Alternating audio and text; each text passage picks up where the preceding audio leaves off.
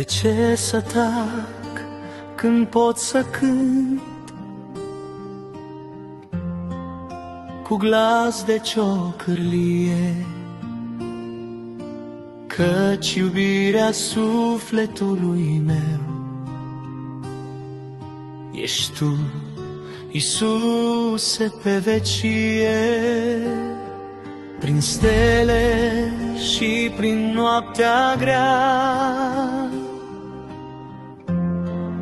te caut neîncetat, iar inima-mi veghează-n prag să vii, ceresc împărat. Tu ești lumina vieții mele, Doamne Iisus, sfânt și minunat. Te aștept mereu în pragul inimii, cu dor curat și înflăcărat.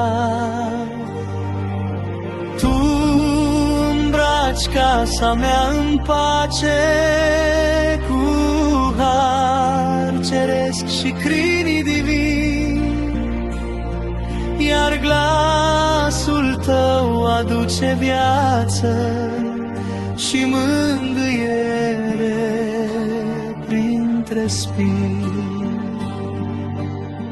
Când vântul și furtuna lumii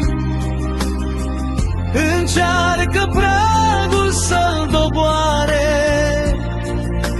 porțile sunt păzite, Doamne, de îngeri plini de adorare.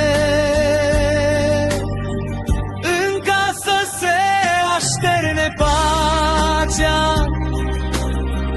iar liniștea coboară lin, căci scrisul tău rămâne în tindă, ca semn al dragostei divine. Și se aude glas peste cămin, astăzi e zi de sărbătoare, iar sufletul veghează-n prag, chemând iubirea ta cea mare. Și aștept doar vocea ta divină să-mi umple viața de lumină,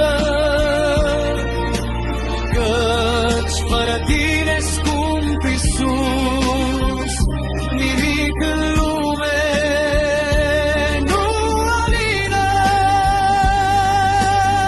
Și așteptul vântul și furtuna lumii încearcă pragul să-l doboare, porțile sunt păzite, Doamne, de îngeri plini de adorare. În casă se așterne pacea, iar liniștea coboară lin, căci scrisul tău rămâne în tindă, ca semn al dragostei divine.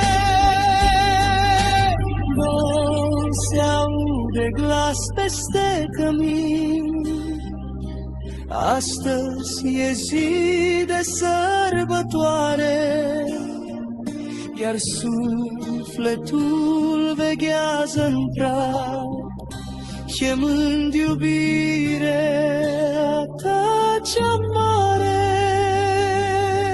De ce aștept doar vocea ta divină